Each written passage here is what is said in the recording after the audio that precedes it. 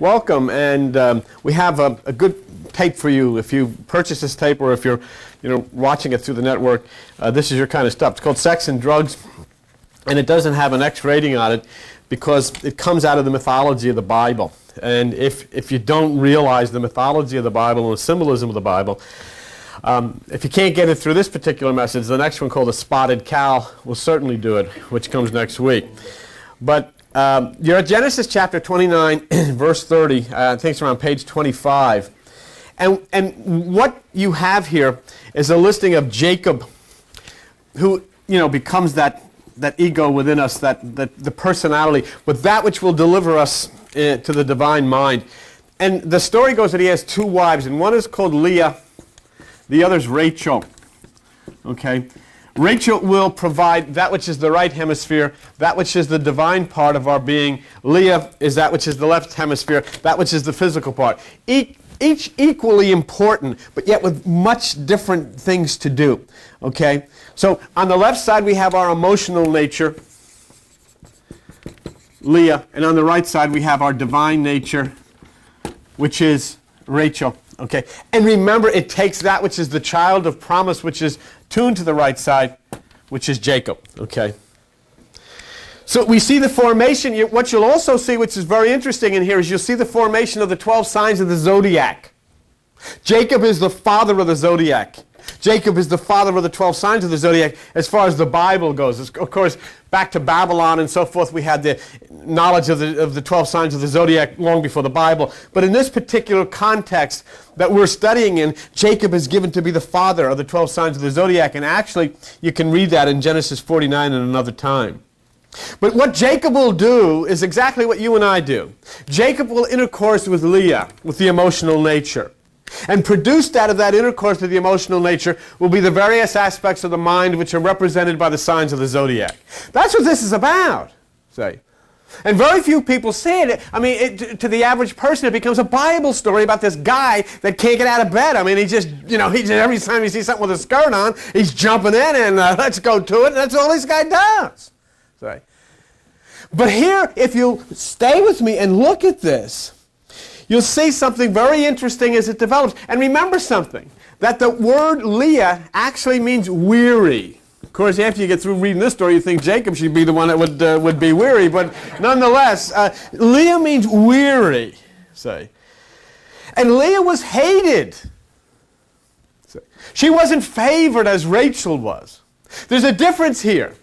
Leah is that emotional side of you, the side that produces the thoughts, produces the children of the left side, of your physical nature. And some of the thoughts are very fearful. Some of the thoughts are very depressing. Some of the thoughts are very exhilarating. Some of the thoughts are very good. Some of the thoughts are not so good. Very, very important is Leah. See? And she will intercourse with you. Rachel cannot. Because Rachel is that divine right side which can only be opened by that which we call God, which flowers from within and produces the child of promise. And that's the beautiful part of this. But look at Genesis chapter 29, verse 31 on page 25. In Genesis chapter 29 and verse 31, it says that Leah was hated. God opened her so she could bear. But Rachel was barren. Rachel was barren. Because Rachel is going to provide only that which can be provided through God. In the same way that Sarah provided, in the same way that Manoah provided, in the same way that Elizabeth provided, in the same way that Mary provided. All of these that are barren means that divine part of the womb which cannot be stimulated by human thought, which cannot be stimulated by the human physical representation of intercourse. This here represents that which is the aspect of good and evil, the left side. Leah. Okay? If you look on page 924, it says in Romans chapter 8 and verse 7. On page 924. Romans chapter 8, verse 7. Okay? Because the carnal mind is enmity against God. It is not subject to the law of God, neither can it be. But it is absolutely necessary. It's the most beautiful part of being alive. It's your physical realm. It's the part that loves music. It's the part that loves to read. It's the part that loves to work. It's the part that loves to go to places and be entertained. It's the part that loves to take play in sports. It's the part that loves to go on vacation. It's all of these great, beautiful things that you're created to experience. So don't put it down. Don't think that the flesh is an evil thing. It's not at all. It's just another part of that of the equation that is life has two parts. And there's a right side and there's a left side. Both equally, but both having different things to do. And so Leah is that part that can be weary. Leah is that part that can be depressed. Leah is that part that can be difficult for us. But Leah is extremely important. While Rachel is barren, she can only be opened by divine intercourse. But when she is opened by divine intercourse, she will bring you the child of promise. That's the beautiful part of this. She will bring forth within you the child of promise. And so it says in verse 32. Of Genesis chapter 29. Okay. Leah conceived. Now Leah has intercourse with Jacob. And Leah conceived. And bare a son, called his name Reuben, which means behold a son. And the zodiacal sign which identifies Reuben is Aquarius. The birth of Aquarius. Okay. The first of the 12 tribes. In verse 33 it says, and she conceived again. Here's Jacob's at it again. See, Rachel is off by herself because the right side is off by herself. But Jacob is at it again, and Leah conceives again, and she gives birth to Simeon, means hearing. And Simeon represents the sign, Gemini.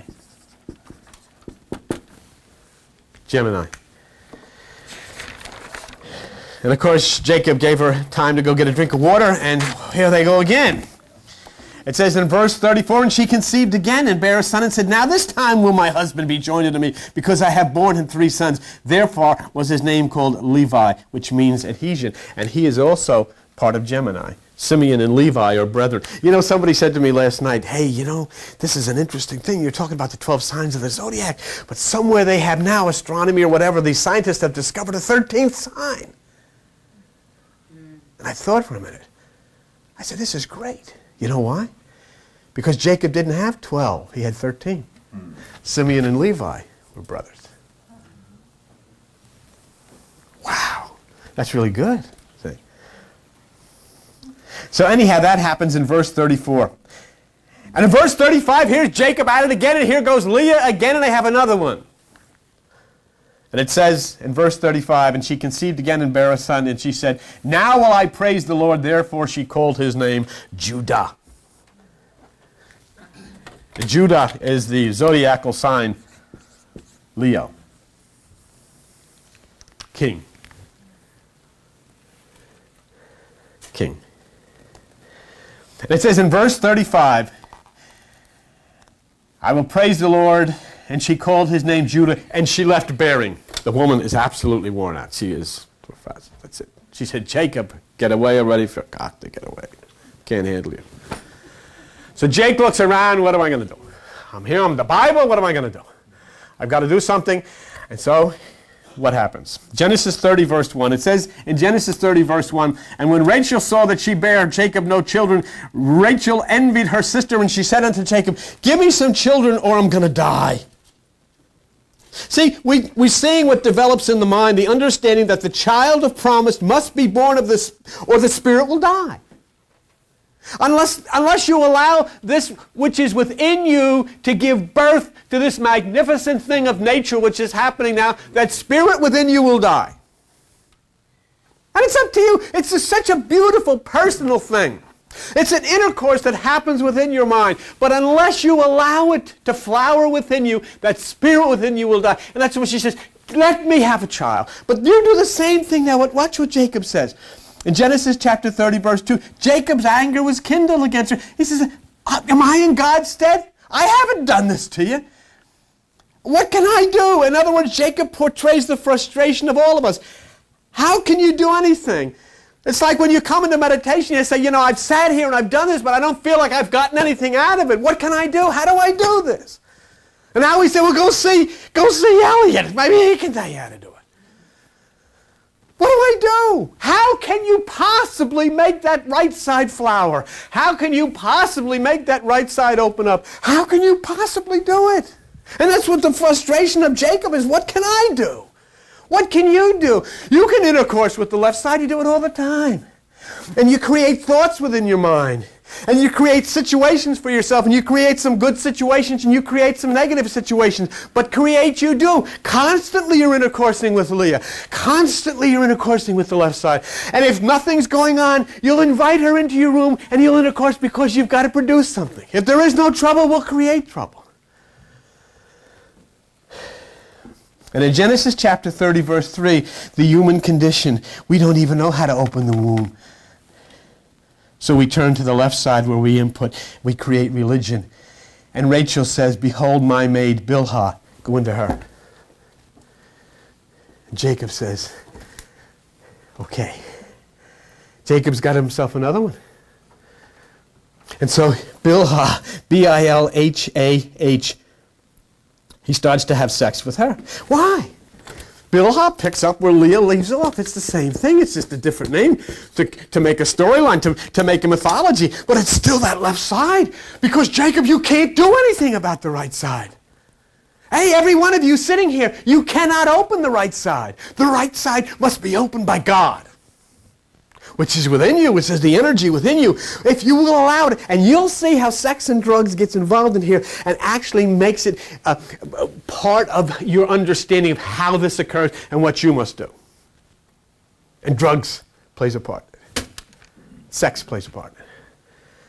How do you do this? Behold my maid Bilhah, go into her. Now, look what it says here. Behold my maid Bilhah. I want you to compare something with the story of Abraham and Sarah. Leave your finger right in there in Genesis 30 verse 3, but go back to page 11 to Genesis 16. Genesis 16 and verse 2. Okay? Feeling good, Albert. Feeling good. Getting there. You know, I feel like a train, you know, when the trains go, and then suddenly, and it starts clicking on the rails. Woo! You know, you feel it? Sarah just looked up and said, what? This guy is weird. Who's messing around with Bilhah? Genesis chapter 16, verse 2. And look what it says in 16, verse 2. And Sarah said unto Abraham, behold now, the Lord hath restrained me from bearing. I pray thee, go into my maid. See? Why? Why did the Lord restrain her from bearing? Because she cannot bring forth a child by way of the intercourse with the flesh. She must bring forth a child when the womb opens up by a divine process. You cannot bring forth this. See, this is the doggone problem here. Whether you're touching the stone, whatever you're doing, you want to call it kundalini, you want to call it pineal gland, whatever you want to call it. The point is you've got to remember that there are certain things required of you, and when you will comply with those certain things which are electronic within your brain, then it will open. Then the door to the temple will open. You know, and the door to the temple and the womb of that which is the mother of promise are exactly the same thing. Hagar, Bilhah, Leah are the emotions of the left side. Sarah and Rachel provide the real child of spirit. We create the emotional child of religion. This is why you have all of this stuff. And you say, why are people filled with stress? Why are people weary? Why are people depressed and angry? Because they've been having and producing children through Bilhah and Leah and all of these other and Hagar. See, you know what the word Bilhah means? Faltering. Faltering. That's what the word Bilhah means, faltering. It means bashful, it means the left side. Leah means weary. Hagar means stranger. Bilhah means faltering. Faltering, stranger, weary. How are you going to produce a child by intercoursing with that which is faltering, that which is bashful, that which is weary, that which is depressed, that which is a stranger? They will not deliver the child of promise. And so in Genesis chapter 30, verse 4, Jacob goes at it again and intercourses with Bilhah and continues to create religion and continues to create emotionalism. It says in Genesis chapter 30, verse 6, Rachel claims Bilhah's son. See, what we're considering is that which is born of the left side belongs to the right. Here, this is exactly what we do. Oh, we had a great time. The power of the Lord was in this place. It was moving all over me, brother. Hallelujah, brother. And we got our arms up in the air, and we're jumping up in the air, and we have claimed that this is spirit, but this is emotions. What I just did for you now is emotion. It's all emotion. It has nothing to do with spirit. Because spirit blossoms in the inner place within you where the womb is closed and dark and it opens in silence and it creates without a sound. But Rachel says, this is my son. No, Rachel, it's not. That's the son of the emotions. That's the son of Bilhah. That's the son of that which is faltering. And Bilhah has a son. And it says in Genesis chapter 30 and verse 6, and she calls his name Dan. And Dan means judge. And Dan is the sign Scorpio. And they're all part of you. And they're all part of me. And you want to talk about the 12 signs? And you can tell Albert, who's a physicist. And if you open that skin off the top of your head, you'll see 6 places on the left side of your brain and 6 places on the right side of your brain, which are the 12 signs, which are the 12 signs of the zodiac, which correspond to those signs where there are 6 here and 6 there in the universe. As it is here, so it is there. That's why it works exactly the same. And these are the 12. Genesis chapter 30, verse 7, she conceives again. Jake is not wasting a moment. Gives him time to have lunch, goes down to McDonald's, comes back, bang, here we go again. And Rachel claims this child. Look at Genesis chapter 30, verse 8. And Rachel said, with great wrestlings have I wrestled with my sister, and I have prevailed. And now Spirit is saying that she's prevailed. Rachel, you haven't prevailed. You haven't prevailed. And you sing a song, we have overcome. You have overcome nothing. Because the womb is still barren. The silence in the temple is still there. The darkness in the temple is still there. Everything that is going on in the left side. And you're looking at it and you think, this must be religious. So I'll put a big hat on my head, and I'll put stained glass windows on, and I'll put big spires all over the place, and I'll ring bells, ding dong, and I'll say prayers, and I have big books and Bibles, and everybody will come in and will say, yes, look at this, look what we have produced, look at all these children. But yet inside of themselves, the womb is still barren. They produce nothing. They've overcome nothing. And in Genesis chapter 38, with great wrestlings have I wrestled, and she called his name Naphtali. Naphtali means my wrestling, and it is the sign Capricorn.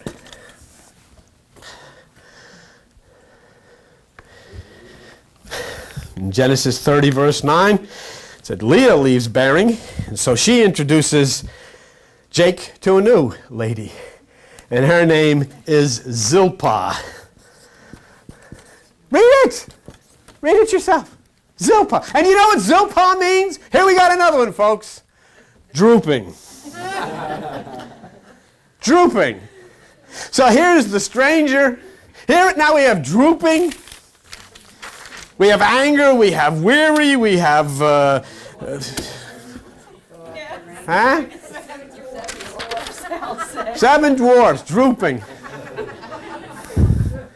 So what is drooping going to do? You may see Jake. Jake just gets done with Bilhah, which is faltering. Now he's got Zilpah, which is drooping. He's taking the drugs. Right. And he started the whole thing, which is weary.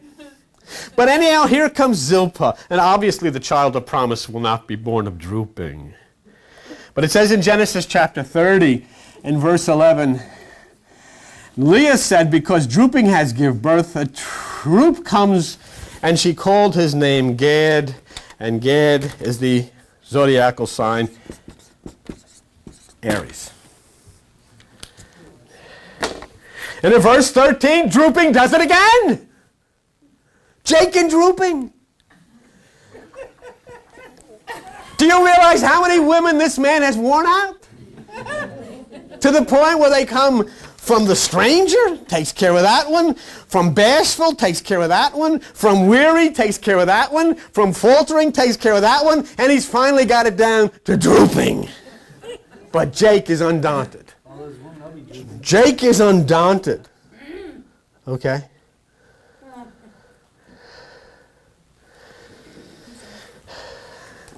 Drooping delivers Asher. In verse 13, which is Genesis chapter 30, verse 13, Drooper, Zilpah, okay, Zilpah, it says in verse 13, happy am I, for the daughters will call me blessed, and calls his name Asher, which is the zodiacal sign Libra. Libra. And now we get into the age-old story. We get into the age-old story of sex and drugs. Look at Genesis chapter 30, verse 14. And Reuben went in the days of wheat harvest. Now remember, Reuben is Leah's first son. And he found mandrakes in the field and brought them to his mother. Mandrake is a plant. It has a narcotic and stimulant property. It has been called the apple of Sodom, the love apple, and the Arabs call it Satan's apple. It's pot. It's pot. So Reuben comes up with one of the 12 tribes comes up with a few joints for his mom. Mommy dearest, I have a present for you. And she liked that. She liked that very much. It says in Genesis chapter 30, verse 14, that Reuben brought these to his mother, who is Leah, but then Rachel said to Leah, hey, give them to me. Give me the stuff. Leah, give me the stuff. Tonight, I want to get high. I want the pot. Leah says, what are you talking about? Now, hey folks, these are God's chosen people. This is the Bible. I'm not making this up. See? So what does Leah turn around and say? Huh? Look at Genesis chapter 30, 15. So wait a minute. You're taking my husband? And now you want my stuff. You're taking my husband? And now you want the drugs. You're crazy. Get out of here. And so Rachel cuts a deal. And Rachel said, look, Leah, I want the stuff. And I'll tell you what I'll give you for the stuff. You can sleep with Jake tonight.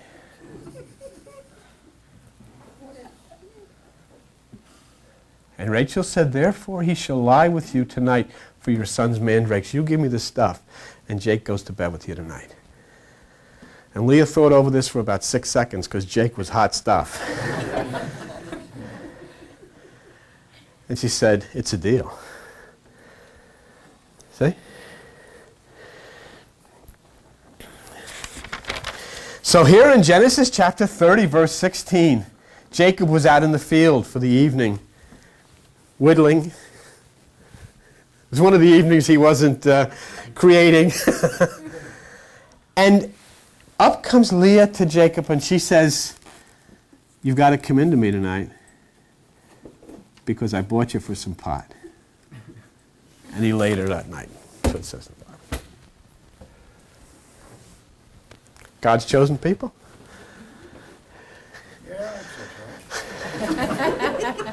Hey, folks, I'm talking about, the patriarchs, Isaac, Jacob, Abraham. This is Jacob. This is the great patriarch of the religion. What did he do? He shacked up with a woman for drugs. He laid in intercourse with a woman because she paid for him with drugs. Do you buy it? Obviously not. Obviously not. Do you see how bizarre the story is? And there's a great Jewish prophet named Moses Maimonides, and he says, whenever you come across the story like this in the Word that goes against your very grain of common sense and decency and understanding, stop! Right there.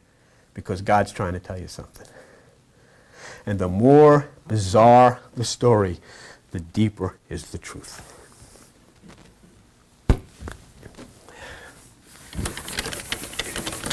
Let me show you what this is. Okay? You've got Leah, you've got Rachel. Okay? Rachel is the right side, Leah is the left side. Leah is the physical, the emotions. Rachel is the spiritual. Okay? And what is being told to you now is that you must not allow that was the stimulant that rises within you to filter into the emotional nature. You must allow all of that stimulant in you to filter totally into the spiritual nature. If you want to get high, you've got to get high on that which is the spirit. If you've got to get high, it's got to be Rachel that gets high. And here's the deal, folks. Here's the deal. If you will allow that stimulus within you to rise in the right side through your meditation, the mandrakes in Rachel, then you will be able to intercourse with the father of the 12. What's just been said is, if you will allow the right side to rise to that place of the Most High, then you will intercourse with Jacob, who is the father. You will intercourse with Christ, who is the father.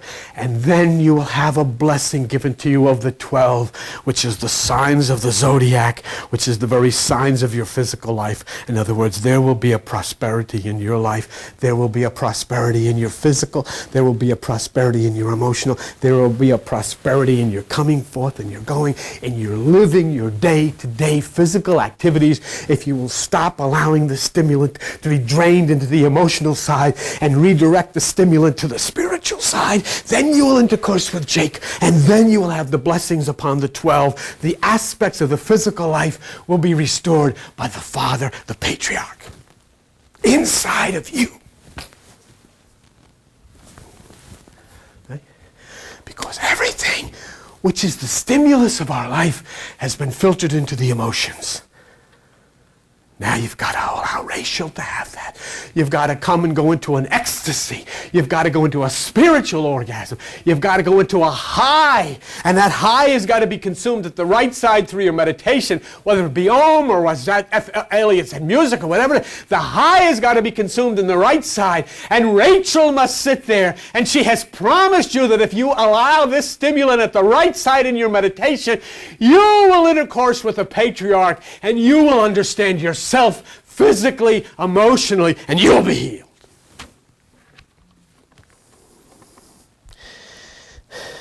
Rachel has the elixir. And because of this, when Jacob went back into Leah, she conceived again. And in Genesis 30:18, she brought forth Issachar, which means hired, and is the sign Taurus. And in Genesis 30:20, she brought forth Zebulon, which means dwelling at the sea, which is the sign Pisces. And in Genesis 30:21, she brought forth again, and she gave birth to Dinah, which is Virgo, the virgin. It's completed!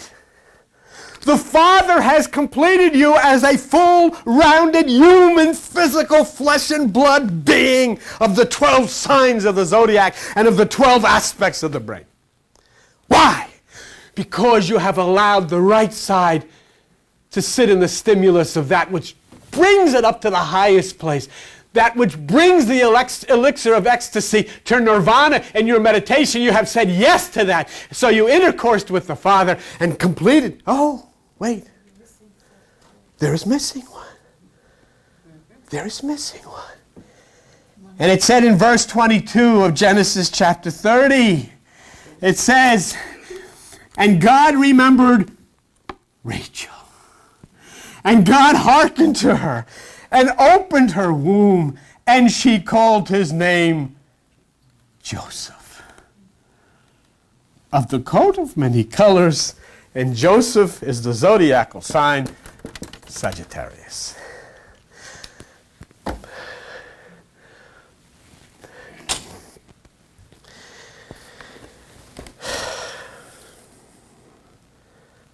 It's all about you and me.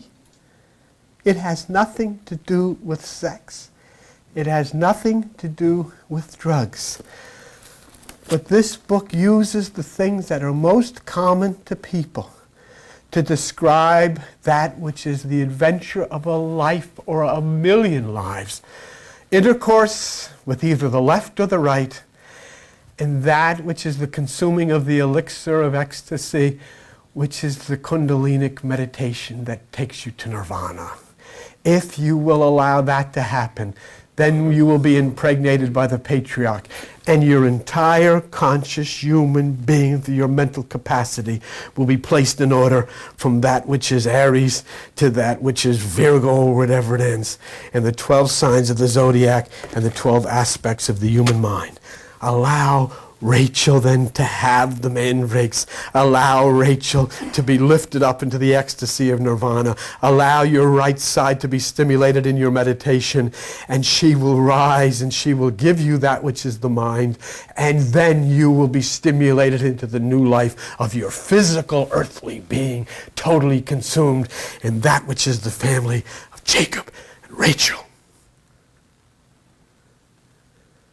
And it's the exact same story when you bring it forward, because if you will allow that which is the right side, Mary, to be consumed in that which is the higher nirvanic bliss of your meditation, she will give you her son, who is Jesus the Christ, and he will give you a child that will be the child of promise. See? See what a story? And do you know that the people out there, when they read this story, they wouldn't read it because they couldn't handle it, because it's sex and drugs and they're not allowed to talk about that in church. They look and look, but they don't see. They listen and listen, but they don't understand. Thank you. That was fantastic. Thank you. And if you'll stay with us, if you felt that was pretty good, watch the next one, The Spotted Cow. Okay, we'll see you. Bye-bye.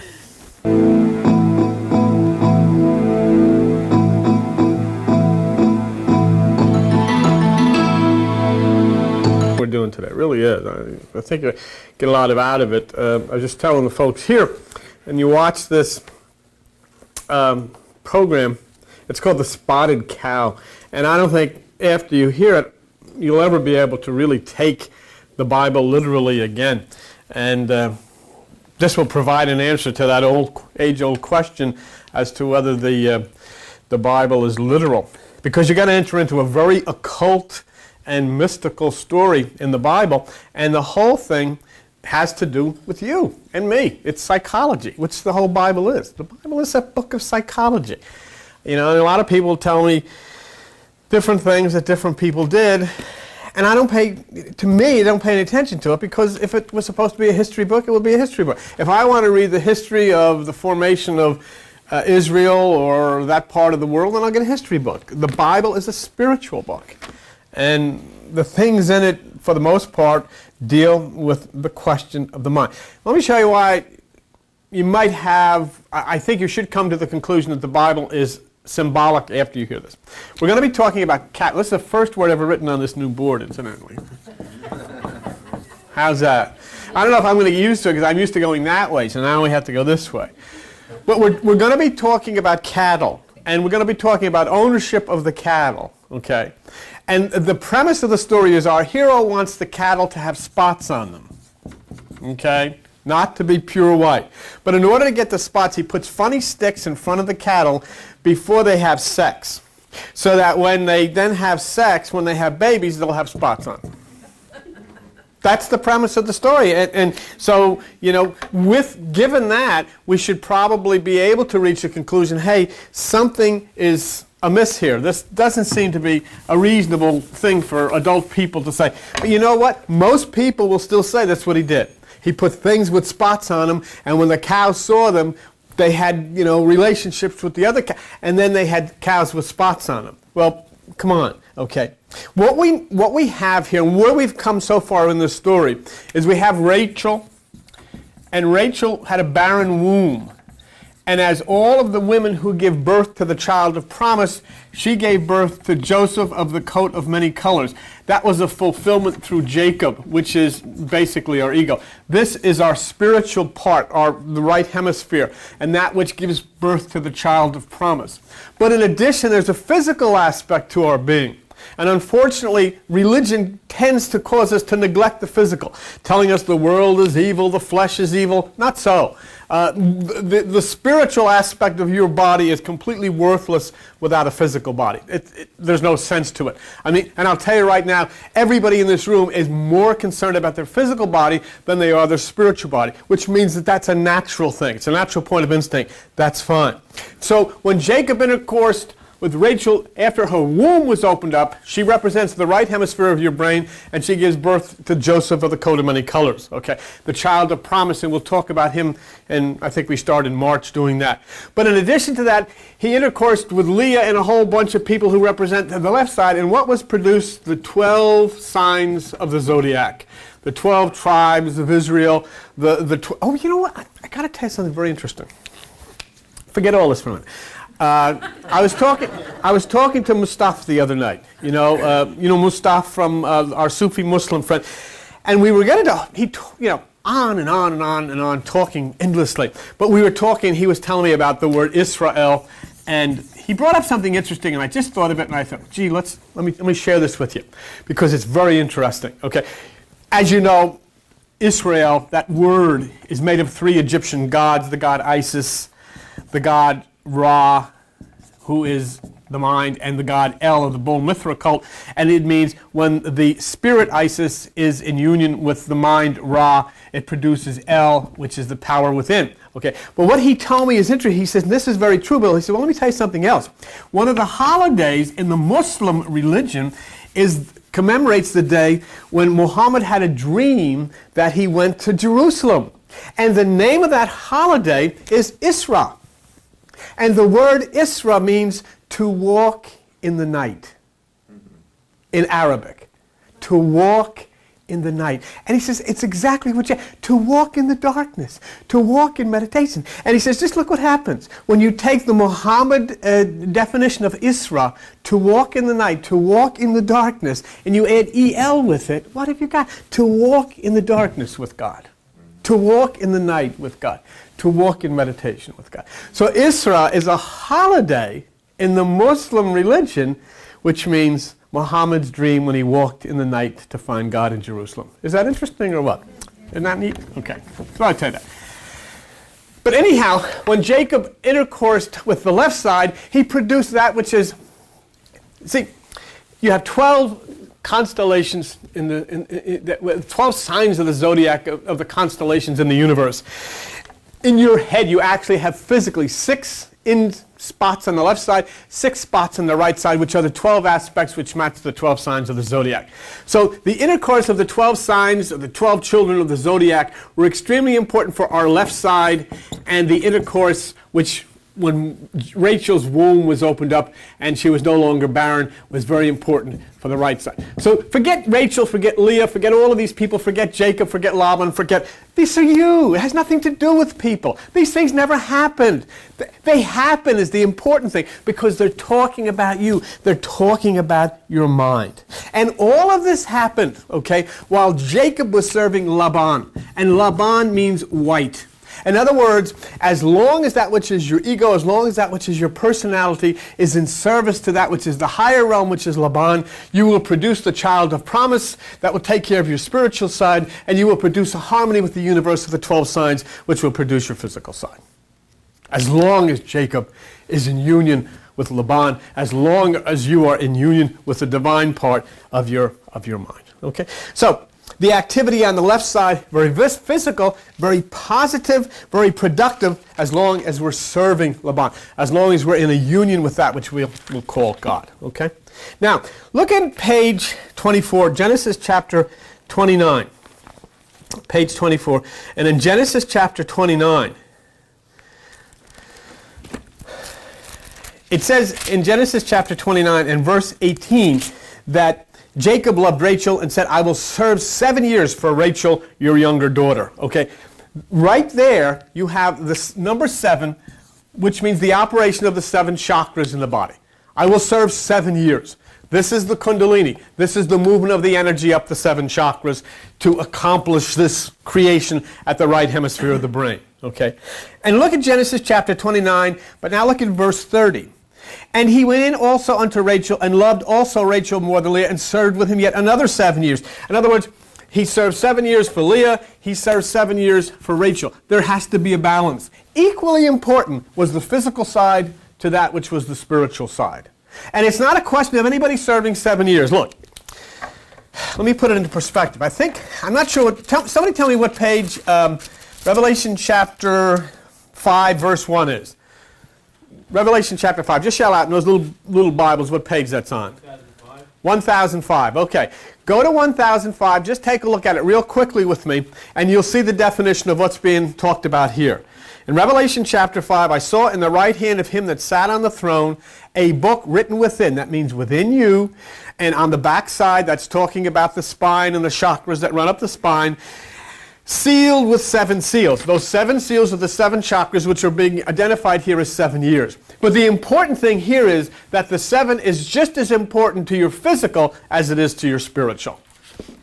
And so there has to be a balance between the two, and that's the beautiful part that we're going to find here. So we see the physical production, which represents the positive aspects of the mind, which produces that which is a harmony with the universe of the 12 signs of the zodiac, and the spiritual production, which produces, in mystical terms, the child of promise, Joseph of the coat of many colors. Now, look at Genesis, page 25, Genesis chapter 30, verse 25. Here's the interesting point. It came to pass, when Rachel had borne Joseph, that Jacob said to Laban, send me away that I can go into my own place in my own country.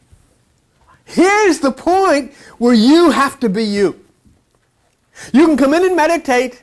You can pray. See what church and religions tell you to do? Walk with the Lord, stay with the Lord, serve the Lord forever. You can't. You can't, because you are you. You are a Lord unto yourself. And you have things to do. You have a life to live. You've been given a creative individual power. And here, just as Jacob said, this is you talking to God. Hey, okay, you're nice and everything. Hallelujah, praise the Lord. I sang the songs. I'll see you. I got stuff I got to do. I got places I've got to go. I got things, because you've been given that ability. When Jacob says to Laban, I don't want to hang around here anymore, you know what this is? This is Adam and Eve saying to God, where's the apple? We're going. Enough of the garden already, you know. I'm digging, I'm making peppers and onions. Forget this, I want to go out and build a town. Get out of here. I don't want to sing anymore. You know what it is? It's like when you come in on Thursday night or Tuesday night to meditation, you sit for a half hour. Enough's enough. Enough is enough. You know, you start to scrum. I can hear, as soon as that music comes on at the end, that tells you it's over. Everybody can hear it. You know, we can start to sniffle and to snort and start to, because it's time to go. That's fine. That's wonderful. That's good. See, there is a time to be into yourself as there is a time to be into God. The question is understanding the balance, bringing the two parts of you together in a harmony, in a balance. See, now, and this is an interesting point. This is talking, forget Jacob, forget Laban, forget Rachel, forget Leah. These people don't exist. Think of this as yourself. This is your head. This is your mind. This is all that's interacting within you. Now, since you have brought your attention to Laban, since you have brought your attention to the right side, since you have brought your attention to the higher mind, look what it says here in verse 26 of Genesis chapter 30. Verse 26. Give me my wives and my children for whom I have served, and let me go, for you know my service which I have done for you. In other words, hey, come on. You know, what am I getting out of this? You know, I'm sitting here going home, or I could be in Atlantic City, you know, playing the slots. Let something happen. Let something, you know, things are, look at Genesis chapter 30, verse 30. It says, hey, look what you had before I came. Now look what you've got. And now, when shall I provide for my own house? You know what's being said there? When you started to do the meditation, when you started to direct yourself inward, things started to increase. You began to understand things. You became enlightened. Things started to multiply within you. You're not the same person that you were before. You don't look at things the way you did before. It's very important. The need to serve in meditation can only be a part of your experience. You've got kids, you've got a house, you've got a job, you've got vacations to go on, you've got things to do, you've got music to listen to, you've got television to watch, you've got food to eat, you've got all of these different things to do. So this has to be a part of it, but just a part of it. It can't be the whole thing. Because people who try to make it the whole thing wind up, and what do? The highlight of their life is on Wednesday night they go to a church basement and eat ziti. That's it. There is life to be lived. And life is good and life is fun. But when you just say this is all there is, then you make all of this evil. And that's what they do, even in their songs. They say, the world is no good, the physical is no good, the flesh is no good. That's absolutely wrong. It just has to be balanced, one with the other. So this brings us to the clear-cut importance of the physical side and the attention that has to be paid to your physical side as well as your spiritual side, that you have to bring the two into harmony. Now, we get to the cattle. What I want you to understand, cattle in the mystical realms of Scripture mean thoughts, ideas, things that serve you. Unfortunately, sometimes the cattle jumps over the fence and they kind of run you, but in many instances, the cattle are supposed to respond to you. Genesis chapter 30, right where you are. Now look at verse 29. You know how I have served you and how your cattle was with me. Do you know what you do? When you come in here on a Tuesday night or on Thursday night to meditate, you know what you do? You're watching the cattle. You're taking care of God's cattle. You're watching over the divine thought. Many of you have never done it.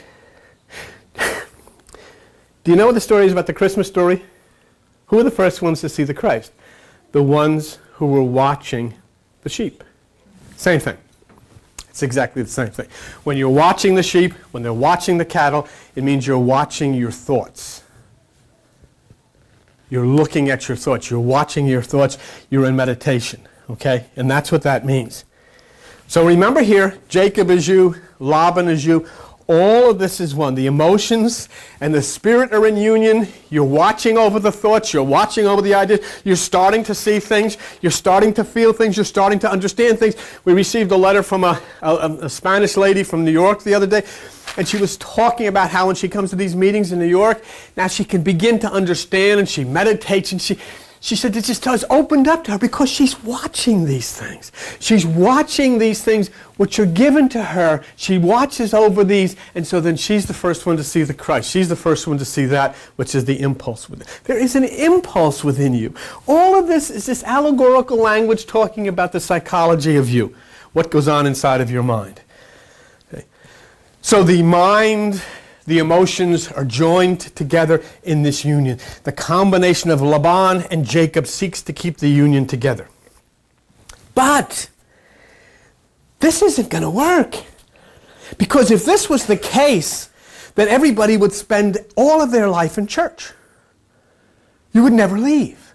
And what's the most important thing for you when you get to church? To get out. What time is this going to end? And sometimes it just seems like it is never going to end. I'm here forever. You see them, especially in the bigger places where they have the, you used to do it. Even something like on Christmas Eve, you know what they do? They wait until it's filled so they can go stand on the back porch and smoke and everything. What's going on, That's the way, because that is not your normal way. So the important thing is you've got to get on with your life. You're trying here now to understand a balance. Your life is just as important as your spirit. So this balance. So it says in Genesis chapter 30, see where you are? Verse 31. Jacob is saying to Laban, your physical part is dealing with the God part, saying, hey, look, I gotta have something. I can't spend all of my life in church. I can't spend all of I got kids that are going nuts. I got, the dog is messing up. Everything is crazy. I can't hang around here. I gotta go. So what am I going to do? So Laban, which is the God part, the spiritual part, just that part inside of your ego, turns around in Genesis chapter 30, verse 31, and he says, well, what do you want me to give you? And Jacob said, I don't want you to give me anything. But if you'll do something for me, I'll watch your flock again. In other words, I'll continue to meditate. I'll continue to do this prayer. That's what you're saying. But I want, this is what I want. What do you want? Look at verse 32. I'll pass through all of your flock today, and I'll remove from them all the speckled and spotted cattle, and all the brown cattle among the sheep, and the spotted and speckled among the goats, and of such shall be my hire. I'll take all the spotted stuff. This is very deep stuff, folks. All of your thoughts, every single one of them, has a spot. Every single one of them is spotted. And what did Jacob say he's going to do? I'm going to go through them, and I'm going to remove all the spotted ones for you. And what did Jesus say? He instructed you how to remove the spotted cattle. Take no thought. That's your meditation. Huh? So Jacob said, and you have to, and I have to understand that all of that which we own, the thoughts that we have, are spotted. They may be healthy looking, but they're not pure. Okay? It may look good at the time, but it can really be screwed up down the road, right? I thought it was a good idea. It looked great. I never thought this was going to happen. It's because your cattle's spotted. And the point is this. We are understanding now. You're Jacob. That's the physical part. Laban's the higher part. You're going to take all of the spotted thoughts and realize they're yours. Laban takes all the pure thoughts, which are the divine. No problem. Okay? Sounds good so far. Sounds good to me. And how does the Bible put it? How does the Scriptures put it in the Word, talking about the word church, which is a misnomer in here because somebody added it. But let me show you, give you an idea what it says. Go to page 958. You are instructed to take no thought. You are instructed to meditate above the thoughts of the mind. You are instructed to cast your energy to the right side. You are instructed, in other words, to go through and weed out all the spotted cattle so that you can dwell in the divine instruction that comes from the higher part of your mind. And it says in Ephesians chapter 5 on page 958 and on verse 27 that he might present it to himself a glorious church, not having spot or wrinkle or any such thing, but that it should be holy and without blemish. And what he's talking about is your mind. When all the spotted cattle are weeded out of your mind, that's when you're separating from thought. That's when you may have an out-of-body experience. That's when and every so often in meditation, and somebody yelled at me very recently and said, well, you say you don't meditate that much or whatever. You don't practice what you preach. Folks, I practice exactly what you preach. I honestly tell you. I tell you the truth. I could be a phony up here and say I am on my knees meditating every night. I work for a living. I do it as much as I can, but I don't do it as often as I should. And I am thankful that I am disciplined to have to be here on Tuesday and the rest of the time. But I am telling you the truth that I should do it more. I just don't have the time. That's the unfortunate part. So I understand. But I don't think, that you should get beat up necessarily because you tell the truth. And I will. I always tell you the truth. What's the way it is.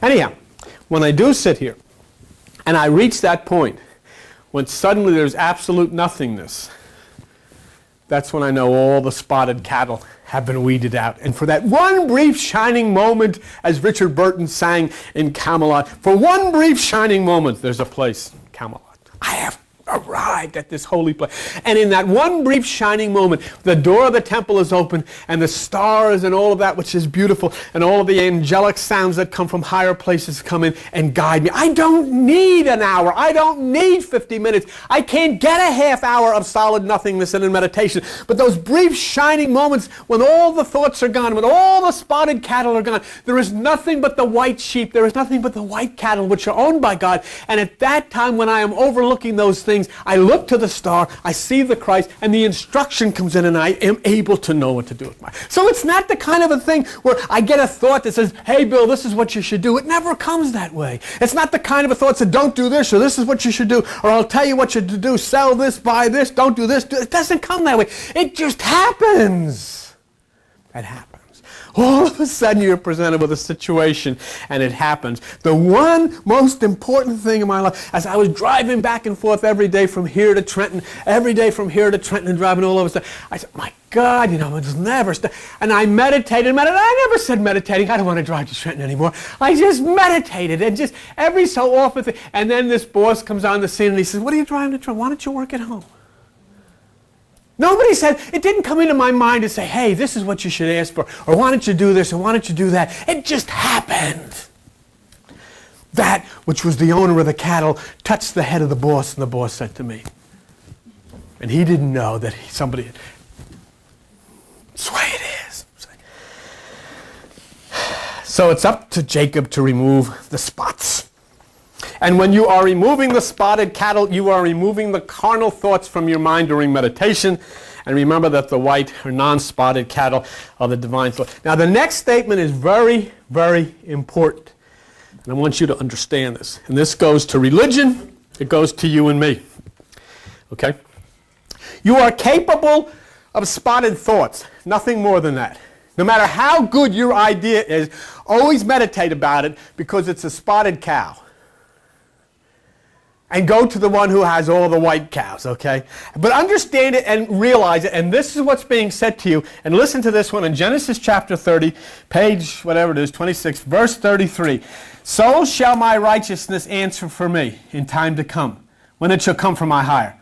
Every one that is not speckled and spotted among the goats and brown among the sheep, that shall be counted stolen with me.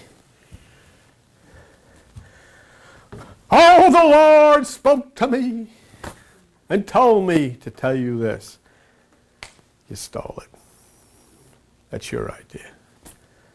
There is no man on the face of the earth that can tell you that God told him this or God told him that. His mind told him this. It's a spotted cow.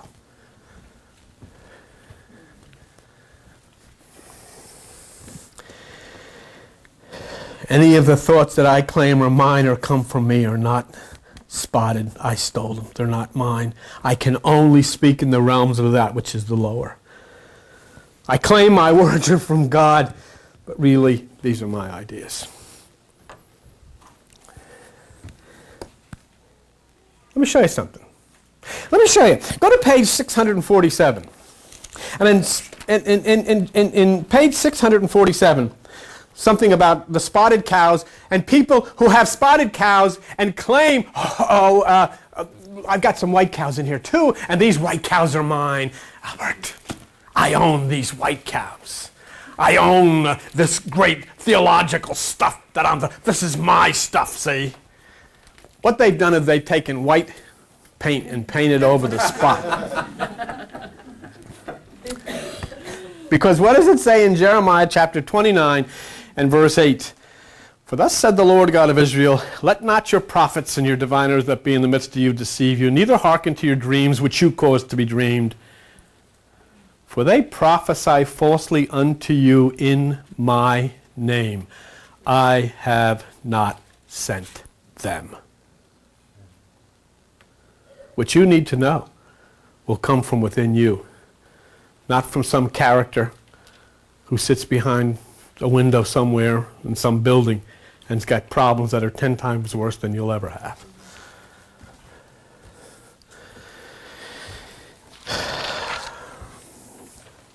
Let me show you something, and how important this is as to what is within you and what is really where you should be going. Go to page 996.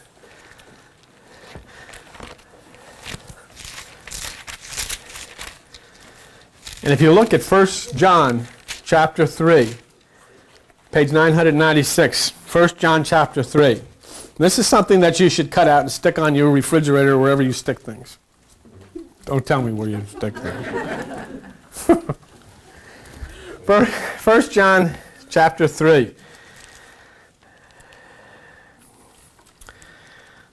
I got the wrong, what is it? 995. What's 1 John chapter 3 what? Page 995. Oh, I got the wrong one. Left it on your refrigerator. Yeah.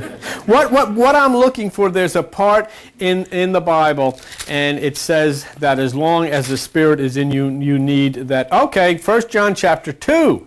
That's it. 1 John chapter 2, verse 27. Can you find that? But the anointing which you have received of him abides in you, and you need not that any man teach you. But as the same anointing teaches you all things and is truth and is no lie, you shall abide. So there's the answer to that. There's the answer to that. But here's the thing. We go back to Genesis chapter 30 and we'll wrap the story up on page 26. Here's the thing. What did Jacob say? I'll go through and I'll take all of the spotted cattle and they'll be mine. Okay, God? You know what? God doesn't want you to have spotted cattle. His whole or her whole thing or their whole thing is that you dwell on the hill and look at the white cattle. That's spirit and physical have two different plans here. Jacob wants the spotted cattle. Your thoughts. The sexual thoughts. Exciting thoughts, adventurous thoughts, money thoughts, all this stuff. You want that. That's part of it. But this other side says, no, I don't want you to have those thoughts. I want you to look on the fields, bask in the glory of my light. And so what happens? Laban, God turns around in Genesis chapter 30. And look what happens in verse 35. Genesis chapter 30. And Laban removed that day the he-goats that were ring-straked and spotted, and all the she-goats that were speckled and spotted, and every one that had some white, and all the brown among the sheep, and gave them to his sons. In other words, he don't want you to have that. He separated them himself. No, Jake, I want you to take care of my sheep. I don't want you thinking about all of that crap you're thinking about. I want you to meditate on the good things. Do you see what's happening here? This is what Spirit wants you to do, because Spirit knows this is the way your life is going to be wonderful. This is what they said to Adam and Eve. Oh, Adam, oh, Eve, just stay here in the garden with your little hoe, and hoe, and hoe, and hoe, ho, ho, ho. That's where it came from. You didn't know that ho, ho, ho came from that, did you? But Adam and Eve said, the guy's fakakta, I don't want to hang around. This guy's, Adam and Eve said, this guy's crazy. He hangs out in the bushes all the time. He's got snakes walking around here to talk. I want out of here. I want to go to New York. I don't want to live here no more. I think this stinks. Would have something like that happen. The point being, God here takes all the spotted cattle and he won't give them to Laban, to Jacob. Huh? And what did they tell Adam and Eve? There's one tree in the forest. There's 6 billion trees in the forest, but there's one bad tree. And of all the trees in the forest, there's only one bad tree. And I'm going to show you which one it is. It's that one. Don't touch it. You touch that tree, and you'll get smart like me. Okay? Now, go on and play with all the other trees. That's like me saying, I want you to close your eyes and think of anything but an elephant. Okay, so here's the point. Look at Genesis 30:35. Laban takes it, and he sets 3 days' journey between himself and Jacob. 3. That means something's going to happen. There's going to be a new life. There's going to be something stirring, a resurrection, a difference, a change is going to happen here. We get to the very occult activity of the mind that we're involved with here. So far, so good. We don't have that long to go, but this is really neat. So now you've come to the point where God has you in control, Lorraine, and you're no longer able to think of those thoughts that you like to think. You're no longer to consider those things, Sarah, that you like to consider. Now you are thinking of the things of God and the white things. It's all beautiful. See? But Jacob decides on something. Look at Genesis chapter 30 and verse 37. Now remember, you're on your own. God is gone. And you're to sit here and dwell on his sheep. Just to think about the white things. Huh? He's gone. So Jacob took him rods of green poplar. So see, you've got to screw that screw in. Rods. The word rod means power. The word green means astral. That's a higher level of the mind. Okay? What else did he take? And he took the hazel and chestnut tree. Well, we just put chestnut. The word that's important here is the word nut. Okay? For those of you who, if you want to study mythological symbols, the goddess of the human head is nut. And that's exactly why they say, Sarah, you're nuts. Or Cindy, you're nuts. Or Dennis, you're nuts. Or Joan, no. But that's true. Her name was Nut, and she is the goddess of the head, of the human head. So he takes that, and then he takes the, what else? Well, that's the hazelnut tree, because it sheds its outer bark. It sheds outer bark, okay? Now this is what the plan is. I am totally in oneness with God. I am in a union with the divine. I am meditating and I am praying. I have no thoughts of my own, okay? And you know what? It stinks. I'm not having any fun. I'm not enjoying this.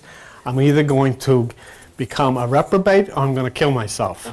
Because I don't like living in the Garden of Eden anymore. I want to have a good time. I want to get in. I want to solve my problems. And so what he does is in Genesis 30, verses 37 to 42.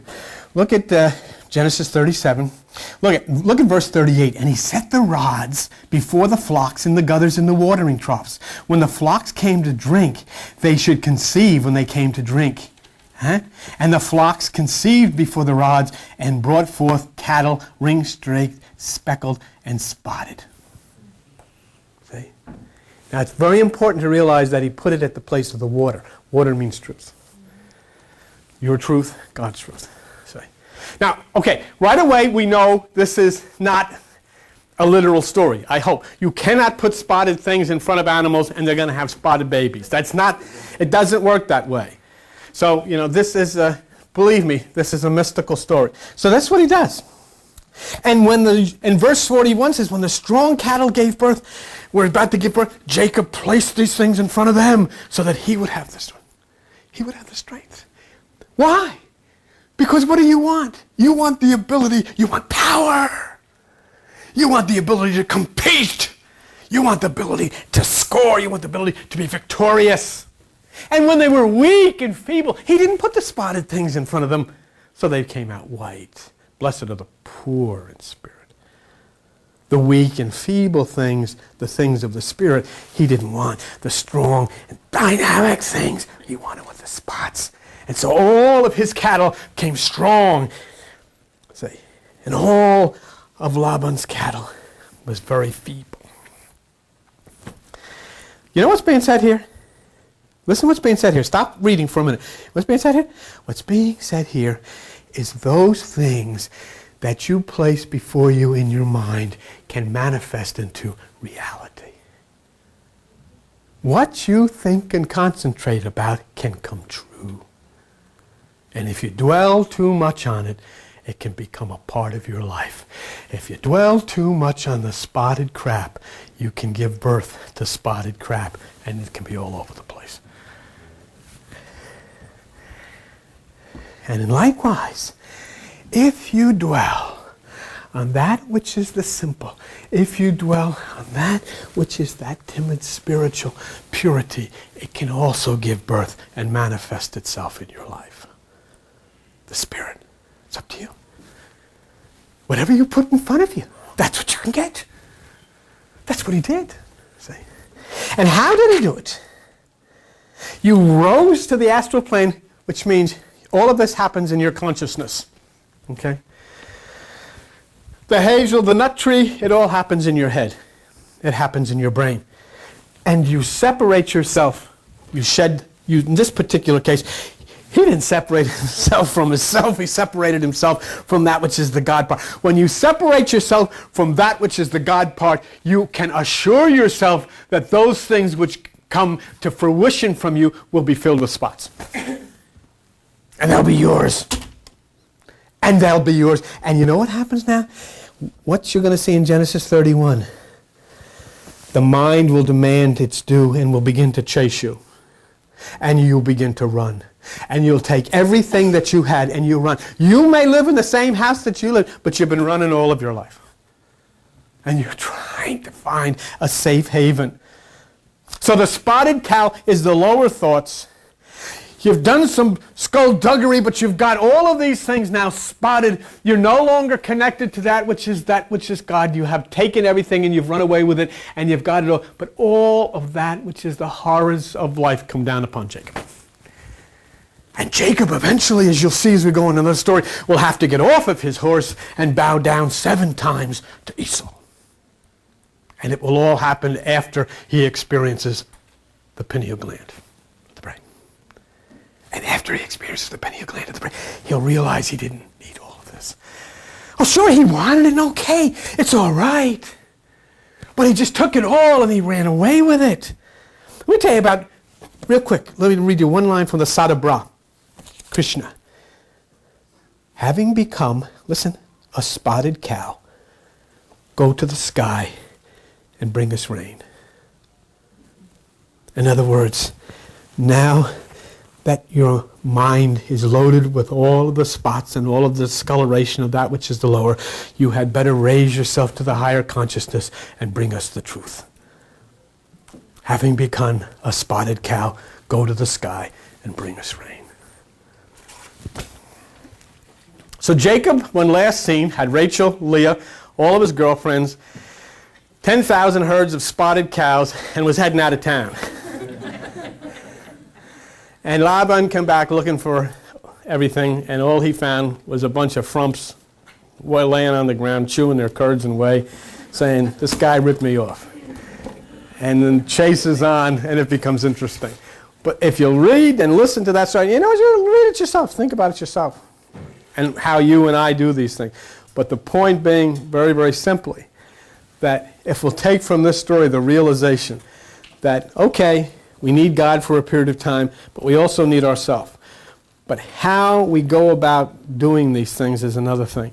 And that even though we may take and think that we have the power and we have that which is the strength, the only way we're going to survive is by running with it. And the only way we're going to survive is by running away from that which is God. And now you're going to see he's going to follow him. And I think next week we have somebody sat on God, isn't it? Isn't it? Oh, it's true. It's true. It's true. Just give me 1 second. And the spotted cow. And next week is who's sitting on God. Do you run? Next week, it's really true. What happens? Laban comes looking for God, and he finds there's a young lady sitting on him. See ya. Bye-bye. Joan will come on.